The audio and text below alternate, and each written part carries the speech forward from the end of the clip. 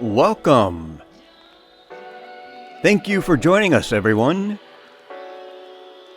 We shall begin our show now. Streaming from Retro Earth Studio and brought to you by We Are Storically, Conscious Brand Apparel.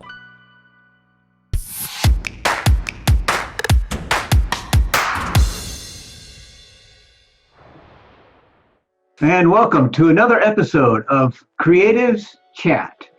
Hi, I'm Rusty. Hi, I'm Peter. And Peter, who have we got lined up for our show today?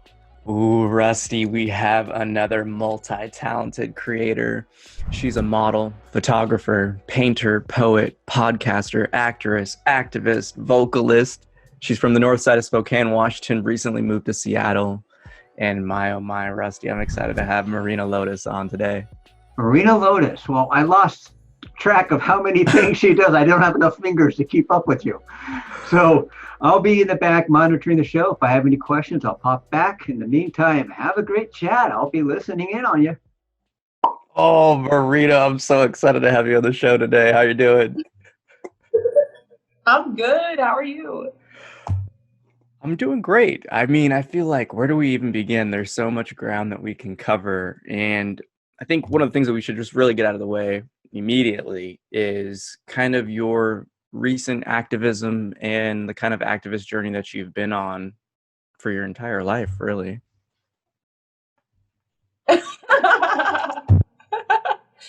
So where do we start? Man, where do I even start with that? Sheesh. Loaded questions.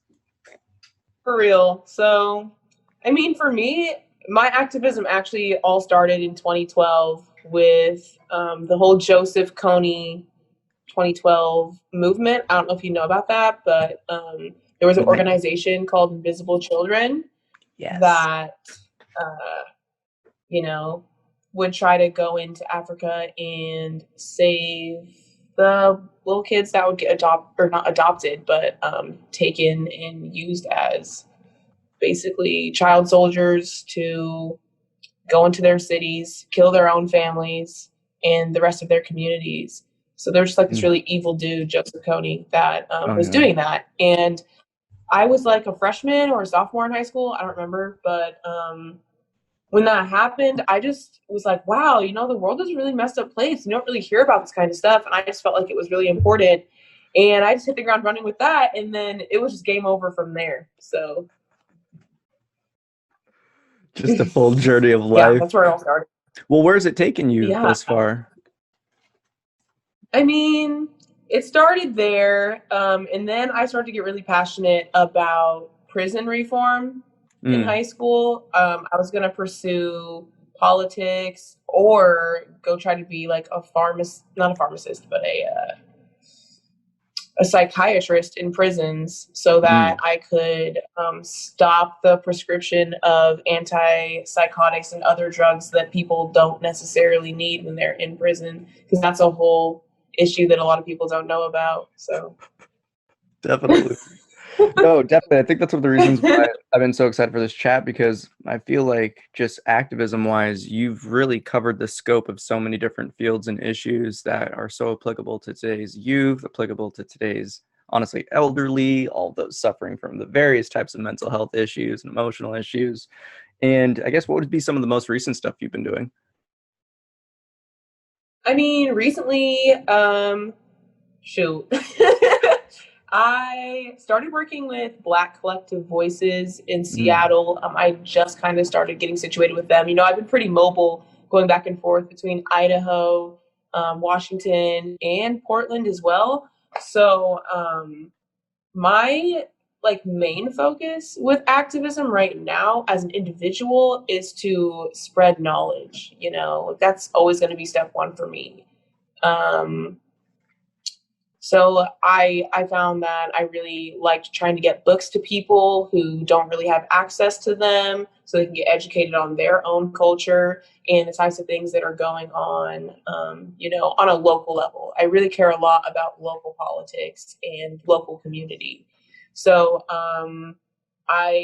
before I went to Spokane for like an entire month, I was hanging out at the museum over at the Jimi Hendrix Park where Elder Omari is occupying the space.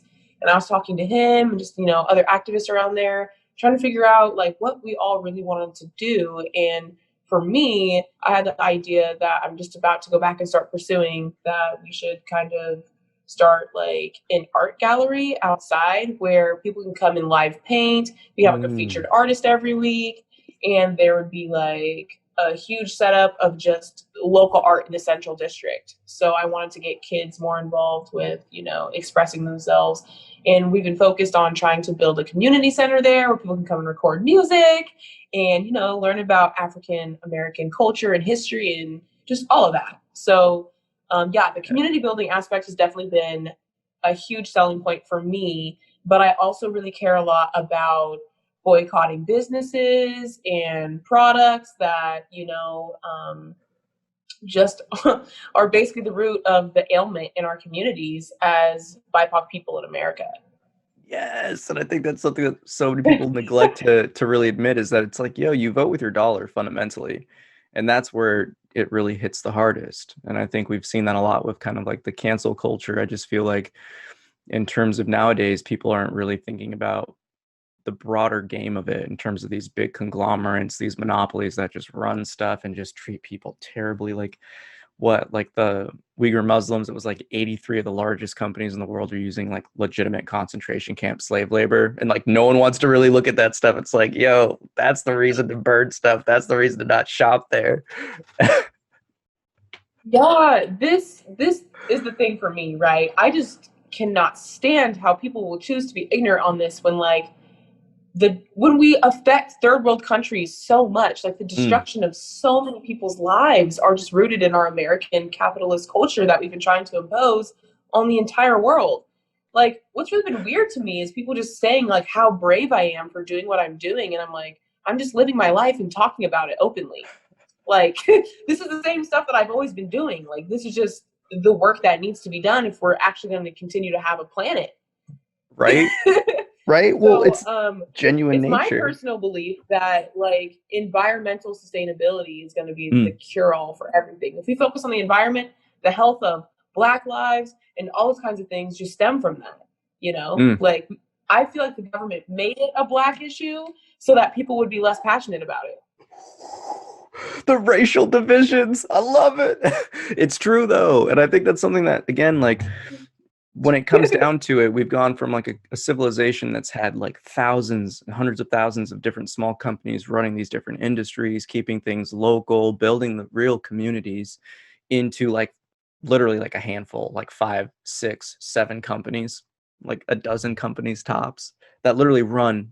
And I mean, if you look at these companies, they're all connected. They just have changed the laws and manipulated them so that they can hide how many companies they are. Like Monsanto, for example, they own everything. Like, geez, if you go to boycott one business, you really got to boycott 30. So. Ooh. Well, I think that's one of the fascinating. I just take it one thing at a time. Well, I think that's one of the fascinating things about it. No, I think it's one of the more fascinating things about it is that we have that type of legal loophole to create these giant monopolies and these conglomerates that literally are just like modern day empires, running countries, running the world through a few positions of power. And then again, not even getting started on lobbying. Like, there's way too much power in the business aspect, especially considering now, and especially in America, it's an entity, it's its own being, and it doesn't have to abide by any of the laws that the real people have to. So you hit the nail on the head on the point that I really wanted to get to you next with is your community building aspect. If you could really try to sum it up, how do we fix the communities at hand right now? Because there's a lot of communities right now that I feel are broken and kind of lost. And that's a question I'm excited to answer. This might take me a minute. So I feel like there's a lot of things that are really necessary when you're trying to build a community. You got to think to how humans used to be, out foraging in the woods, hanging out with each other, making art, and spreading knowledge, talking and just trying to grow and understand people. I feel like people grown to be really defensive in our modern society because everyone's so worried about how people are going to see them. So to me, that's step one, is just learning how to listen. And then step two is learning how to express yourself. Step three, helping others express themselves. Like for me as an activist, part of my job is to drive around and talk to people just to help them realize their own like passions so that they can figure out how to implement them into their lives so they can be an individual. And then another thing that I feel is really important as well is the development of, you know, smaller businesses. So boycotting those big corporations, like why are you giving money to people when you don't know where it's going to go? That's just bizarre to me. So, especially considering that like we're literally killing people with our culture. Like, I don't know if you've seen the documentary What the Health? Yeah. Have you seen that one Yeah. on Netflix? Yeah. That documentary blew my mind. I was like, I cannot believe that we have like all these animals in this area that are getting 80% of the prescriptions and stuff that we get as an entity. Like 20% of antibiotics go to hospitals, 80% go to pigs and cows and stuff. Like, that's disgusting. Yes. That's so gross. And then the hormones, and everyone wonders why their bodies are all like misshapen and weird looking nowadays. It's because we're eating garbage. Like, facts. I don't know. I like to go out to the forest and just fill up on blackberries and then go home and be like, wow, I had an entire breakfast out in the woods. And like, I went out yesterday with some people. And they're like, oh, you can just eat those? That's safe? I'm like, these are the safest blackberries you're going to find. Like, have you been buying them at the store? That's a yikes for me. They're probably covered in carbon dioxide. Right. Well, I think it's one of the things where it's like, I was just looking into the, like speaking on the What the Health, it's like you think about when the Western diet starts to hit these rural areas or these different communities, you see their cancer rates go up. Like I was trying to show I had one of my clients there talking about health stuff, and I saw their pantry and I was like, nah, gotta get rid of that, get rid of that, because it was a recent study on glyphosate and it was like Oreos, Doritos, Goldfish, like all these mainstream products, they have like 3,000 Dude, level, Wheat Thins? yes, all of them. It's literally they all have chemicals that trigger asthma. This stuff literally causes people ailment. Everyone wonders, oh my gosh, why do I have asthma? Why can't I function? Why are all these things happening to me? It's because you're eating chemicals that are designed to make you sick so that you have to go to the doctor, so that you have to use insurance to get better. But really, the only way to treat yourself is to fix your freaking diet and eat natural food that you grow yourself. Oh, and this is a point that I just want to say, like, it. those listening, this isn't an attack on your dietary choices. This is literally just information that we're trying to share so you can make a conscious choice, because it's like what you were just saying with the blackberries. Like, we have a few bushes outside our place and just eating some blackberries was like, ooh, yeah, that's my breakfast, you know. Same thing with you. Like, I'm looking at dandelions. I've been seeing that they just pop up in our yard, and I was like, oh, I'm gonna make some dandelion greens, gonna get some dandelion tea, you know, because again, like, we stigmatize so many natural things and natural products really because there's just that lacking of knowledge of what the real damage is. And like what you're talking about with factory farms, that's not even considering the waste and the runoff. That's not even considering just the fact that like those animals themselves have been like modified. The waste spray that they do, like in Kentucky, where they like ship the bins of waste and spray it into fields near people's houses, and they do it on days in particular to be punks, like on Sundays when everyone's at church. Like, what's up with that? Come on. Well, see, that's a greater thing right there, because we even have to look at the communities in like California where all the farms and a lot of the pickers are at, is because there's even laws that have been established where they, like Nestle and companies like that, take water away from these areas. So now you have the farmers who can only literally use water on their fields, but they can't use water to bathe or shower or drink. Like, they have to go buy it from Nestle, the same company that's taking away their water. Like, in other countries now because of us. Ooh, oh man, yo, I think the avocado cartel, man. Ooh, and I know you know about the avocado cartel. Enlighten me. I'm curious on you. Dude, let's go. Okay, so avocados can only be grown in like California and like 2 other countries. Mhm. So they actually take a lot of water to grow. So it's not good to have a bunch of them growing in one place. And in the 80s, America was like, yo, let's make avocado toast a trend so we can take advantage of these other countries. And like, look at this tropical, delicious breakfast you can have. Like, it's awesome. But really, we've gone over to these other countries. We've purchased all these people's land. We've taken advantage of them, taken all their water away. All they have is avocados, and people are literally getting kidnapped and killed so that we can take over their land to grow these avocados. So it's just crazy, like the blood that is shed just for us to eat a fruit. Ooh, ooh. Now, see, the thing is about that is I consider that a type of warfare, obviously. Like corporate warfare is what I like to see Oh it as. yeah, And it's spreading to the point where I don't think people even want to recognize how widespread it is. And I think it was the I'm trying to remember what country it was. It might have been Bolivia. It was one of the Central American or South American countries that they literally stopped exporting things. So there was a military coup that arose just because they stopped cobalt mining. And because you got to think a lot of the companies and technologies that are using that mineral weren't too happy, then boom, they have a factory down there. It's like the same stuff with like rubber harvesting and like African tribes and like children in Africa having to mine all the different minerals for different electronics. Like, I don't think people really understand, like, there's a huge disconnect of the origins of their literally everything and when it gets to their consumeristic hands or bodies. And it blows my yeah. mind. The electronics and the mineral thing really, really frustrates me because the people in Africa have not gotten to like reap the benefit and reward of any of the things on their land, and their land has been so disrespected that now it's practically just a big wasteland, and people don't realize that it wasn't always a barren like desert. You know, like it used to be really tropical. Most places on Earth were, you Yeah. know, like America, even like in Spokane, where I'm from, in like these past 10 years, the weather patterns have changed so much. Like we used to have summer storms and stuff, just like Seattle. We'd have thunder and lightning like almost at least once a week, if not more. And now it's a place that's devastated by fires, and it's not even that inland.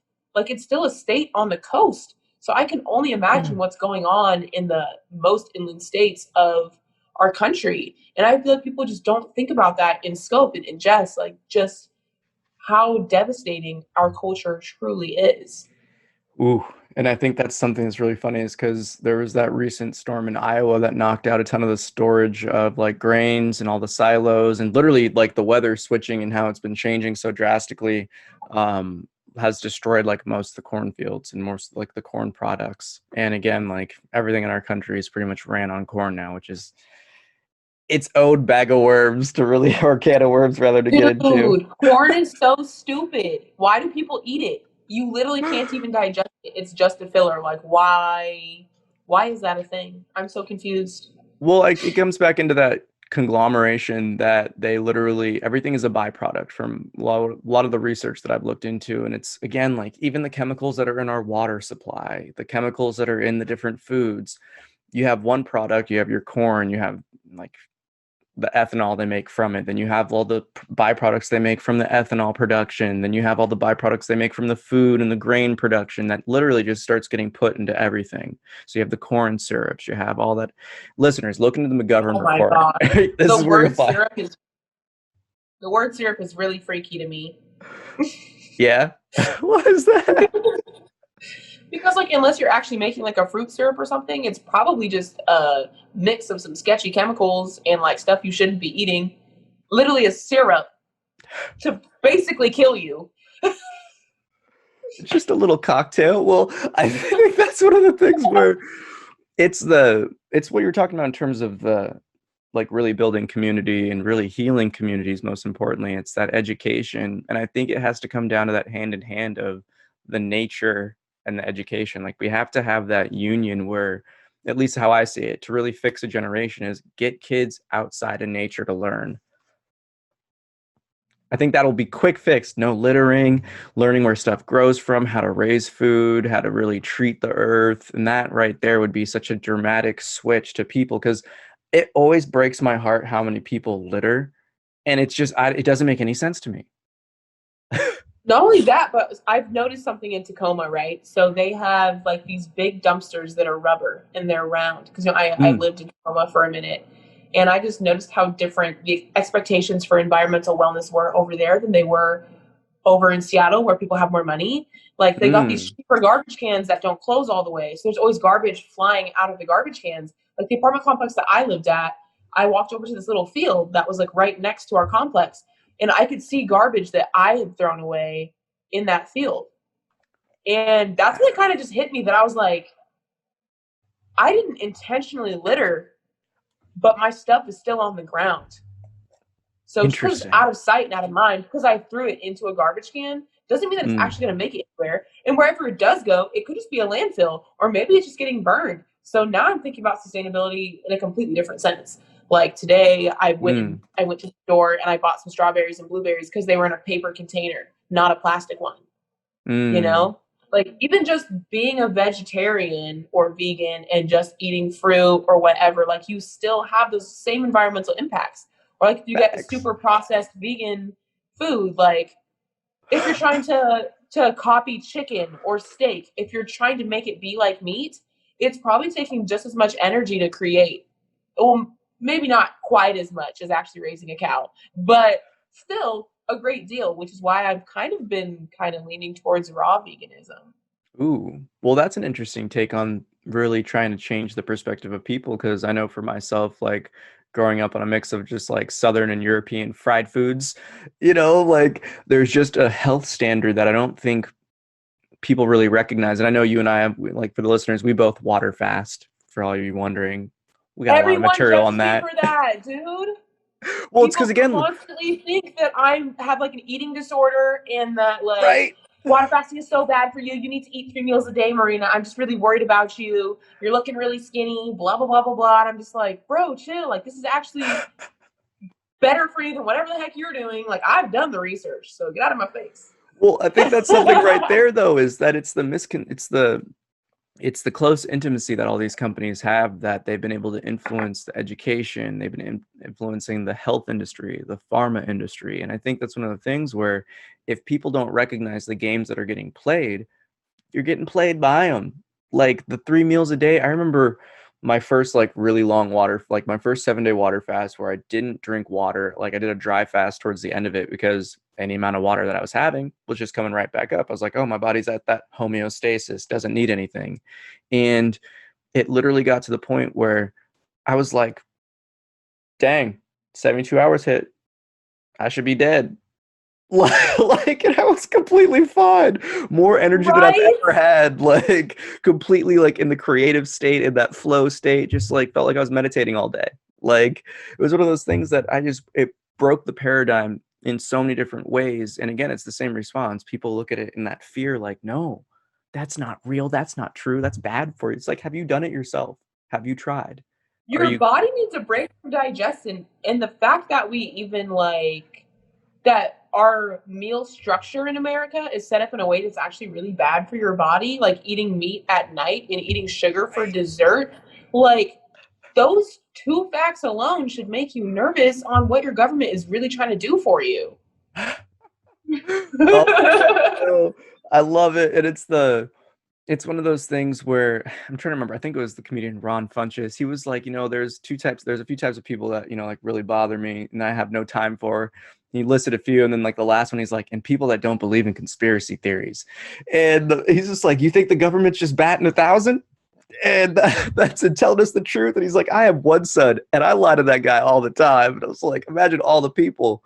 And that's something right there where it's like, you just hit the nail on the head for the reverse, really, you should say, process of how we should be eating all those heavier foods, all those sugary foods in the morning or in the day when you're getting all the work done, so you can actually work off those calories. But that's why people have issues with sleep. That's why people have issues with mental health. Everyone's like, oh my gosh, why am I so depressed? Like depression is not like normal. Everyone shouldn't be feeling that. What? Oh man. Just take some pills for it. Take some pills. That'll solve all your problems if you just take pills for all the problems that you have. Well, that's something that, for those listening, I have 2 years in the big pharma, doing like biomedical research and stuff like that, looking into different drugs and all the formulations of it. And Drugs. every drugs and every pharmaceutical, got my cat on my lap, sorry. Every drug that we have is plant derived. And I don't think people really want to acknowledge the kind of sketchiness of the big pharma industry is that, yeah, all these drugs are plant derived because you can't patent nature. Like, that's really it right there. Like, because once you make your own little chemical derivative, you can sell it, you can make money off of it, but you can't make money off of regular kind of more natural foods and just more so a natural. And I think that's the word, like homeopathy gets such a bad rap, but like Ayurvedic medicine has been around since like people started writing stuff down over in the East, just healing us through food Yeah, I really want a action. naturopath. And it's really interesting how you can't like really get a naturopath through a lot of insurances. Like that should be sketchy Mm, to people too. Like why would we treat ourselves naturally? Why would we actually care to know what our allergies are? Probably mm, because well, at least for, in terms of the government and them like not wanting us to have that information, it's because then they can't make money from us anymore. The more that we pursue nature and health, the more we're dividing those lines and making it so that we're not giving into their corporate greed. ooh, ooh. Well, it's facts though, because that's one of the things where I've really kind of learned this lesson the hard way, going through that my own self journey of healing is I remember growing up always hearing that's like, oh, you need to drink a glass of milk with every meal, glass of milk with every meal. And literally I stopped drinking milk like my senior year in college and I lost 10 pounds just from not drinking milk. And I like, that was one of those things that like, huh, well, what else It's could I funny cut that you out? mentioned that because as a kid, I refused to drink milk. It was a Really? no from me. From the jump, I was like, no, I'm not drinking that. That's disgusting. And I never wanted to eat meat either, or really cheese or any of that. Like, I would cry at the table because my parents would force me to eat animal byproducts. And as Really? a kid, I was like, this is wrong. Like, I'm really not for this. I remember sitting at the table overnight because I wouldn't eat lasagna. Everybody loves lasagna, but I wasn't trying to eat lasagna like that because I knew that it was a big animal. And like, I just understood that, like, and even at a young age, that animals were just really getting abused by people. Mm, mm, And as far as milk is concerned, like, I have a friend who's in medical school, and we got into an argument about milk alternatives because he was like, no, the only way to have healthy bones is to drink cow's milk, blah, blah, blah, blah.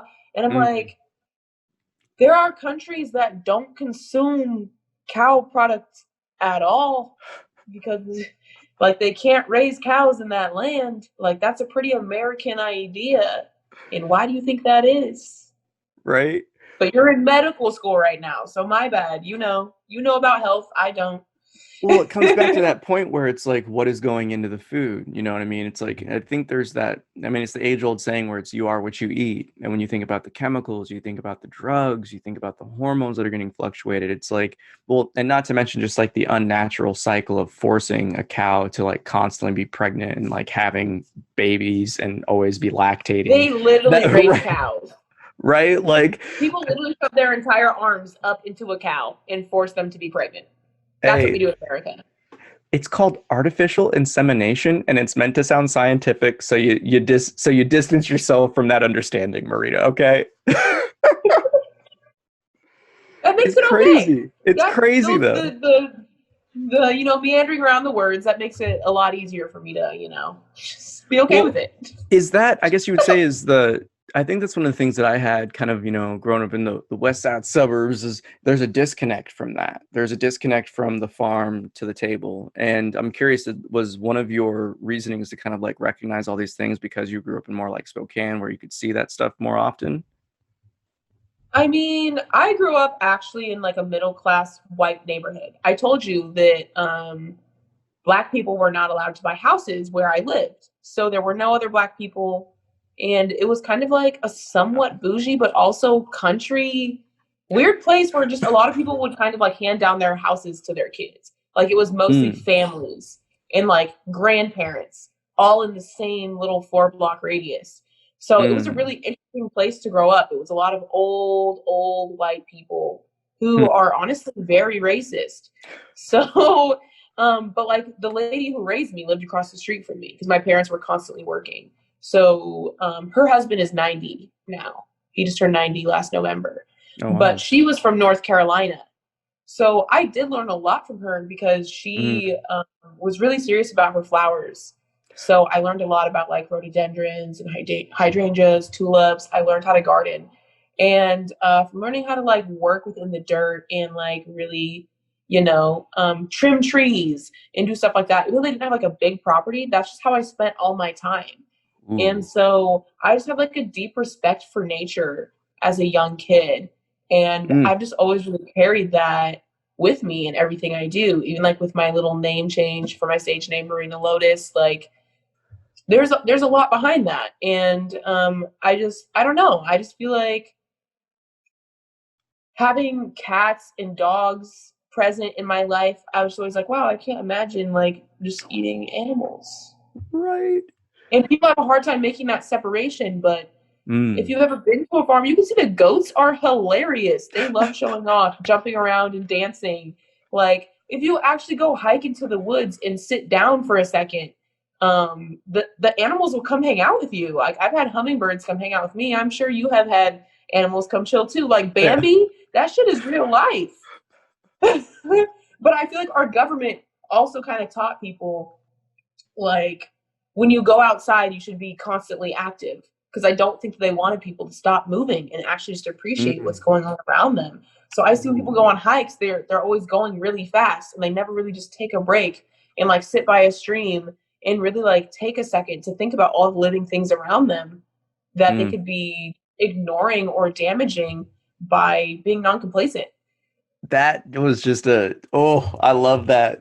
Never, our culture has been breeding us to be ever active on every level. And I love that you connected that with nature because, It's another type of yes. slavery, Peter. Oh, well, see, these are the things is that I always like to see as well. Exactly, right? Slavery never ended. It just changed its form. And although we have seen certain old school styles of it, in America with like the jacked up asterisks on the 13th Amendment of like prison labor, that we also have our mental slavery. We have that emotional slavery. We have that slavery to disconnect us and confine us from our union with nature. Because it's like we are of earth, yo. Like, and what you just said about not having that break and that pause to get out in nature or just to really take a rest and treat yourself and just really, because you don't even need to be nature just to have like a simple just time to hang out outside and just feel the bugs come around, the butterflies fly and the squirrels and the birds come and hang out. Like, but we've had such a push and a disconnect between that we've really forced ourselves to think that, you always have to be on that hustle and grind. You always have to be doing XYZ.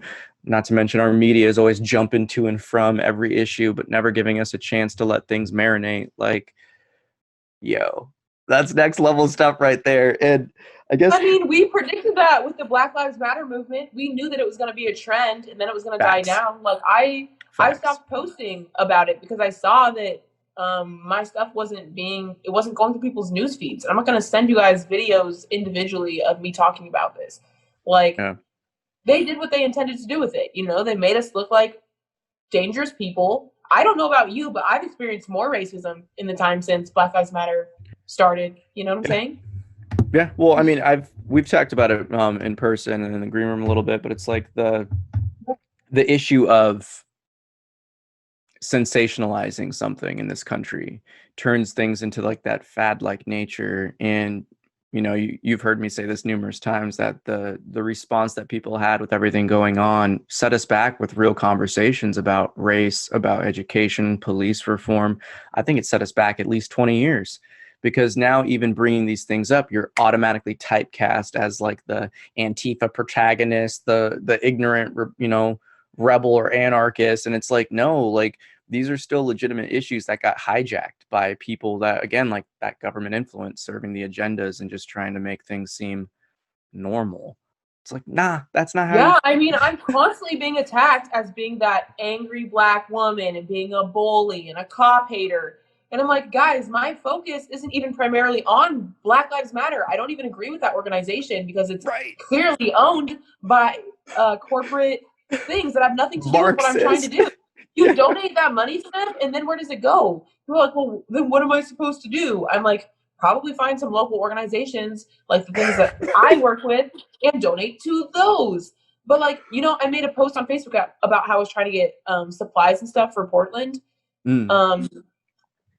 No one really reached out to me, but that got shared like 30 times. And I feel like that's because Wow. people question the credibility of local organizations, which Mm. is so backwards. So backwards. Like, I'm trying to build a community so that all of us can thrive. It's not just about Black people. I'm trying to get everybody out here wanting to make community gardens. And I went to Spokane and I visited my friend, and her mom, she was in the military, so she's traveled a lot, and she had Yeah. a garden out front, and she's working on making it like an appreciation for nature type of a garden. So when you walk in, there's sunflowers, and they're angled facing towards the pathway, so you can see the bumblebees and the sunflowers going around in this circle, getting the pollen. You can watch them fill their sac with pollen before they fly away, and like it's right in your face. And like the whole garden is just planned in such a way that like it's made for you to be like, oh, nature isn't scary. I don't need to kill a spider every time I see one. I don't need to be afraid of bees, because if you plant the plants that are actually native to the land, you get the good ones, Mm. So Mm. I'm a huge fan of getting rid of grass and planting squash instead. Right. Well, that's something that's so fascinating to me. Again, it's like it's that disconnect from the farm to the plate, where people think that these things are it's such an arduous task and it's going to be a terrible experience. It's like, yo, I've literally had some of the most fun I've had in my life playing in the dirt, gardening, and then making food from the stuff I've grown.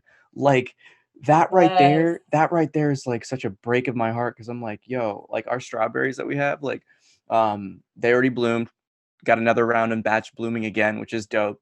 But it's like just eating fresh strawberries that you grew yourself.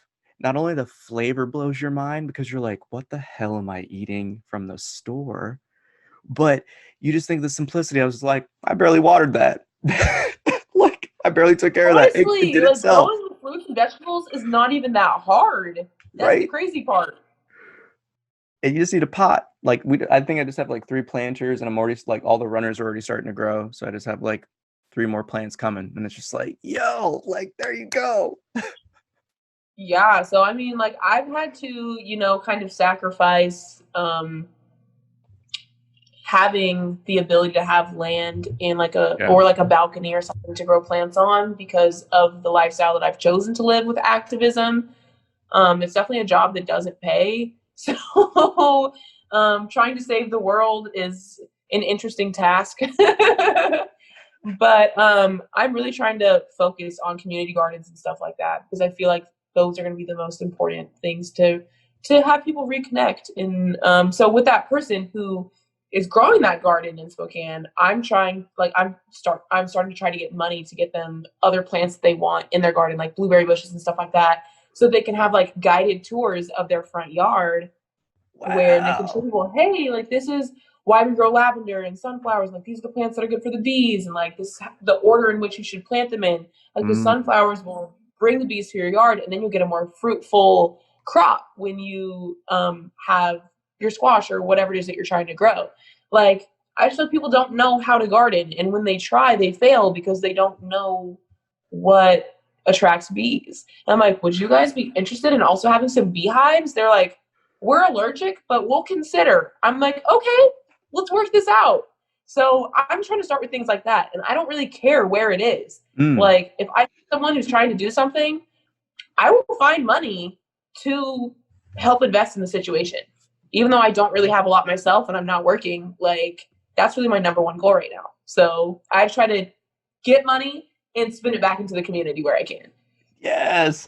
Well, there's nothing more important than that, because it brings back to that kind of like the connection that I see, like one of your big triangles that I see for you is like the nature, sustainability, and community, and being able to intertwine those goals and those objectives and, really just make your life out of it. That's one of those things that brings such levels of satisfaction that a lot of people really are lacking. And I don't know if they really understand that that's kind of what it is that they're lacking, like that service aspect, that nature connection, and that growth oriented and creative process. I mean, our society teaches everybody that they need to go to college, and it teaches everybody that they need to have an apartment. It teaches everyone that they need to, be so independent. And independence is honestly not super great. Like, I don't spend very much of my time alone anymore because I don't live anywhere. So I'm constantly meeting new people. I'm constantly staying with different people. My life is just continuously in motion, and I've been the happiest I've ever been. Like, people really think that space is so important, but you find space where you need it. Space is in your mind. Ooh, So ooh, that brings us back to meditation, right? you know? Well, it's taking that second and that understanding, and I think this is where, like, again, like the modern twist that I guess you could say our kind of corrupt culture and society has really pushed everyone for, and like the entertainment industry, that you're popular by how many likes you have and that dopamine rush and how many people you can get at these events. But it's, are they really those people that you want around you? Are they people that, I guess you would say, evoke that growth within you and that you inspire them to grow too? Like, and it's nail on the head as well, where it doesn't matter what's going on around you as long as you have that calm and harmonized inner environment. And that's like the most important thing that's considered woo woo or hokey or out there. But it's like, what are you talking about? It's self-love, it's self-care, like to the Seriously, truest. whenever I go back to Spokane, there's always people who are like, whoa, I'm so drawn by your energy. Like, it's so weird. I'm just like, guys, you could all be like this. You don't have to be all trapped up in the river curse, man. Like, Ooh. I'm like, I don't know. It just doesn't seem that complicated to me, but I understand like small town mindsets and things like that that kind of Mm. hold people back. Like, they just don't know how to even go about trying to do anything different than what they've been told to do. You said small town mindset, and I think that's something that's so fascinating because I can't even figure out like what would be a good phrase for it, but I would almost say a confined perspective that just doesn't apply to the small towns, because I think I've seen that honestly, especially more in the city, with how people act and behave with like their social constructs and these Ooh. false standards. I mean, like you and I, like for those listening, like Marina and I are very politically active in the sense of like we try to share knowledge to people about these types of different levels of corruption on all fronts, not just like a left versus right thing, but like especially considering it's like an election year, I've seen so much more of that tribalism that people don't even want to hear anything opposed to like what they see on CNN or hear on MSNBC, or even on the other side, like what people hear on Fox and see in Fox. It's like, yo, what, how did we get to this? It's such a crazy For trend real, there are set. so many news sources. Why do people believe that any of them are telling the truth? If there was one telling the truth, we would only have one. Right. Well, it's also the lack of, it's like the cognitive dissonance where people don't want to acknowledge that everything nowadays has an agenda. And if you're not, again, aware of the agenda, you're getting played and caught up in that trap of the agenda. And I think there's so many people that, growth wise, perspective wise, they're caught in a cul-de-sac. And I'm just curious on your insights, like, how do we break that? How do we get people to see things that they're like, they're uncomfortable about, that they just want to kind of do the see no evil, hear no evil, speak no evil type of response to things? I mean, I feel like people are just really afraid of change, and that's really what it comes down to. Like, people are really caught Mm. up in routine, and they think that getting a routine and a schedule are the things that are going to free them. But if I found anything in these past couple of months, it's that routine holds you back. Like, why is it a goal to go work somewhere for 8 hours each day? Honestly, Peter, I will probably never, ever have a normal job again. Right. I don't really know what that's going to mean for me. It could be scary at times, but I really just don't care because it goes against everything I believe. And I went to some interviews the last time I was in Tacoma in Seattle to be a server again. And I was just like, I can't really imagine even being told to be somewhere twice a week. It's really not for me. I really don't feel like I can do as much as I could do if I was just living my life on my own terms. And I don't think that people understand that we can really do that. So I Right. think it starts first with just realizing that you don't have to play into this capitalistic culture. And once Mm. you notice that, you're much more adept to be open to learning about other things. I'm really curious though. I know you have a new book out, and I want to ask you about that, but what are some new projects that you're working on? Because you just mentioned one. I'm like looking around, like, do I have one like on me? 1 second. Um, Yo, do you have the book that I gave you for poetry? Yeah, can I borrow that for a second? Yeah. Hey, over here. Where it at though? You're showing the world my room. No, just my face. Thank you. All right. Just keep the angle on the ceiling. So yes, I just published a book and I just sold out. So I Yeah. have to order more. I'm super excited. But it's called Halfrican. I I love drew it. that. So basically, it's a book about my experience as a biracial um, female in a city just outside of Idaho. Because that was really weird. And that's an experience that I feel like a lot of people need to go through. So I just write about my struggles with the police over there, because I definitely have had a couple of encounters. And just, just other perspectives of what it's like to be someone who's mixed race. So Wow. Exciting. First batch sold out. yeah, That's man. dope. Are you gonna have Yeah, any I'm pretty online? excited for it. Are you Am gonna I have gonna any have any what? online for sale? Or like an ebook version? Yes. I am working on getting a website up for myself, but I have a lot of different things that I do, so I have to really perfect it before I put it up. I feel it.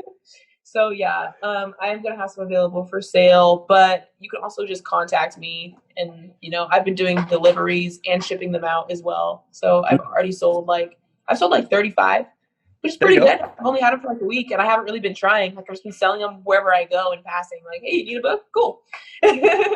So yeah, those are available, and the cool part is that I'm not really charging an amount for them. They don't really cost that much for me to make, so it's worth it for me to do a sliding scale so people can just pay what they think it's worth, because I I want love art to it. be accessible to everyone, and I especially when it has to do with human experience. Yes. So since I went through this, I want people to know what I went through so that they can grow. Mm. So some people might think it's worth $50, some people might think it's worth $2. Like I really don't care. So yeah, that's my approach with that. Well, that's new wave, and I think that's something that's incredibly important because I feel like it's that method that you always find those people that just surprise you with what they give you because they respect it and they value art and they value the expression. And I really do hope that's the type of culture we really transition more towards is I hope so too. I really like barter culture too. Like I do have my merch, but I'm always down to trade people for stuff. Like, oh, you need a photographer? Well, I need this. Let's talk. Because money's stupid. Like I really only use money for like gas and things that you have to buy. right. Everything else I try to trade because I just feel like that's old school, and I feel like it's something that we should kind of move back towards so that the government isn't keeping track of every single thing that we're doing. Well, it's not only that, it's just because you bring it back to that point where it's actually serving a purpose. It's serving your own growth, it's serving their own growth, and it's something again that it's like it's just it's like old school networking, but how it really should be. Because then it's like, oh yeah, I love that. Oh yeah, this was this person, this was that, this was that. And it just creates so much more opportunity than just a It cold-blooded super does. like exchange of like, oh, here's that money. I don't know, it's just something Especially when cold it and has to weird. do with art, because people who like art has been targeted, like shoot, you might invest $20,000 into the production of an album and then only get paid, what is it, 0.2 of a penny per stream? Right? That's disgusting. It really That's is though. slavery, dude. Well, that's the wild thing where I find that people that want to really break out and do their own thing, but want to keep abiding by the same rules of the system. It's like that to me is just so backwards and illogical. It's like you have to change. It's like I bring it back to Buckminster Fuller. It's like if you want to make a new model obsolete, you have to create a new one that's better. So you have to do something new. You have to do something innovative and bringing it back to that community building. I think that's one of the greatest things I love about like what you're doing with the book is it brings things back to a community level, and that's one of like your cornerstones. And to me, that's like when you live by your heart, when you live by like your truth, life opens up. Life opens up. Truly, it truly does. And that's where I come in. Life opens up. Hey, And, Here's Rusty. and Rusty appears. And so, guys didn't really cover much ground. See, I knew growing up as a kid that there's a lot of people that went mealless, that were hungry. And I knew this because I would get beat up at school for my lunch money. And what I realized over the course of years is what they wouldn't beat me up because they didn't like me. They were beating me up because they were hungry. And so it got to a point where I would just ask my father for an extra 35 cents. And he go, and then I just started buying them lunch. And guess what? The bullies became my friends. And they no longer bully me. And that was like a whole, like, we don't have to fight. There's a solution to this. what a concept. Oh my gosh. That's so And crazy, though. Oh my goodness. and so I understand the whole, like, even money has a certain value, like 35 cents to me. My father happened to be a teacher at that time, and we did, teachers didn't have a great salary, but I also get that some people were on welfare and food stamps. And so, I'm not going to, anyway, let's just say it broke my heart whenever I was eating something and, and someone was sitting there starving. Like I just couldn't eat in peace. Like, you have to eat some of this. If I have to force feed it, you're going to eat with me. We're going to break bread together. That's just the way I think our community should be. Like, you help a brother out. And I've been the brother that's been helped out many a times. So all I'm doing now is just turning it backwards. Yeah. Well, that's something fascinating with like our cultures that, or at least I would say like the Western Americanized cultures, that it's kind of stigmatized and kind of looked down upon. And I think that's one of the things where it's a weakness. And kindness is weakness. Yeah. You're going to be taken advantage of. That's the first thing I've always been warned about. People just take advantage of you. And I have been taken advantage of many, many times. It doesn't stop me. Add me to the list. Jeez Louise. But it's so important to really it's really, I don't know. I see it as something that's really necessary if we really want to change the world and create the place that we all know is possible, is to put it back into that community level and bring it back. Because I guess like Marina, when you're talking about like the communal aspect and building like the small scale communities, and like Rusty, when you're talking about like, because I know personally, like with like Indian culture and just like how I grew up, where things are intended to be a union because there's a harmony. It's like if someone's unhappy, then it can impact everyone else. And until we really bring that balance and we end that wall of exclusion, we like tear that shit down, it's going to be really challenging for people to awaken to that deeper level of just mutual respect and kindness and compassion, and knowing that it's really the only way we actually get things done. Yeah, I would 100% agree with that. To me, that just is logical and common sense. Well, might not want to say that on here. Sheesh. Well, let me think. Where else can we go? Because you talked about working at a regular 9 to 5 and how you won't ever go back to that livelihood, right? How it's completely changed. Yeah. I think a lot of people, their eyes and ears are opening up to new options that, it doesn't have to be a grind. It isn't. And I gave up that lifestyle in 2008 when we had our depression. I kind of went, okay, like, I can't let the world economy affect my serenity anymore. I got to create a lifestyle I'm comfortable with that's not dependent upon a failed economy, because our economy right now is still just one massive bubble. It could burst at any time. Like, anything could happen at any time, right? If it hasn't already, kind of feels like it did to me. Yeah, we're going from possibly recession and depression. There's all sorts of talk about shifting into a new financial. We talk about new world order or new earth or what. Everything's new. Like this moment is new. If it's kind of redundant, like jumbo shrimp, right? It's an oxymoron, like new earth, right? Every day is a new day. I'm a new body. I have new cells. Everything's Right. changed. Nothing's the same. It's either new or old. It's either past or present. So the new is just like everything is constantly transforming. So it's always Yeah. going to be new. Mm. What's actually new is the attitude and perception and the actions and the routines. That's what's new. Ooh, The yeah. earth is constantly changing. Right? That's the only permanent thing. Weather patterns change. Everything's changing, right? Except for the people that are living on the earth who don't want anything to change. They want to keep things the way they are. When you keep things the way you are, guess what? It becomes stagnant. It dies. It decays. There's no blood go.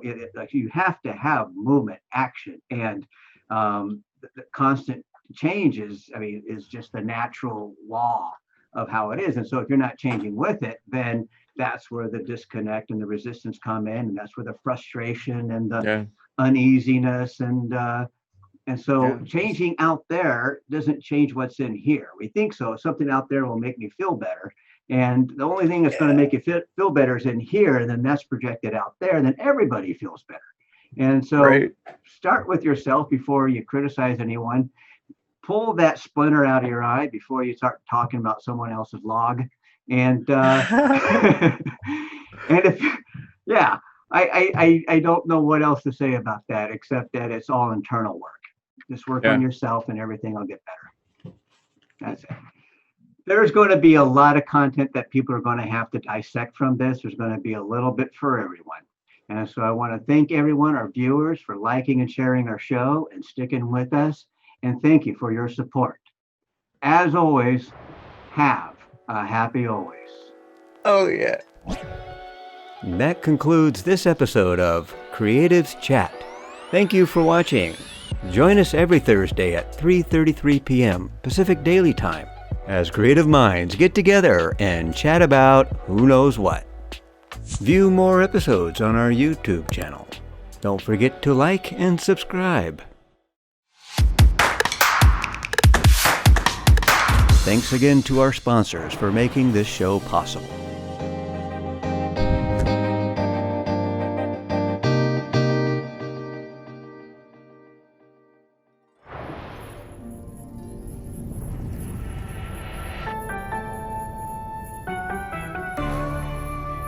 Thanks for joining us.